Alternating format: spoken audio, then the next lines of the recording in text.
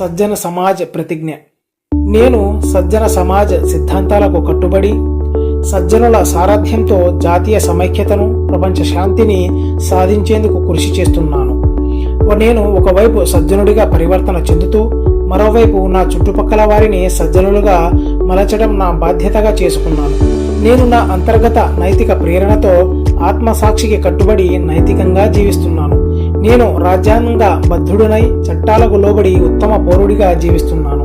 నేను ధర్మశాస్త్రాల ప్రబోధనలకు లోబడి ధర్మంగా, మానవత్వంగా జీవిస్తున్నాను. విశ్వమానవ ఏకాత్మ భావనతో కులమత సమానత్వాన్ని, విశ్వమానవ సౌభాతృత్వాన్ని కలిగి ఉన్నాను. సమాజం పట్ల నా బాధ్యతను గుర్తించి ఆహారాన్ని వృధా చేయకుండా నేను అర్ధాకలితో ఉన్నప్పటికీ ఆకలిగా ఉన్న వారి ఆకలిని తీరుస్తున్నాను. ఉదార భావం కలిగి నా సంపదలో బీద సాధలకు హక్కు ఉందన్న వాస్తవాన్ని గుర్తెరిగి నా సంపదలో, నా ఆనందంలో వారి వంతు వారికి అందిస్తున్నాను. సకల జీవుల ఎడల కారుణ్యాన్ని కలిగి జీవ వైవిధ్యాన్ని కాపాడుతూ పర్యావరణాన్ని రక్షించుకుంటున్నాను. మూఢ నమ్మకాలను, మూఢాచారాలను విడనాడి సశాస్త్రీయ ఆలోచనలతో జీవిస్తున్నాను.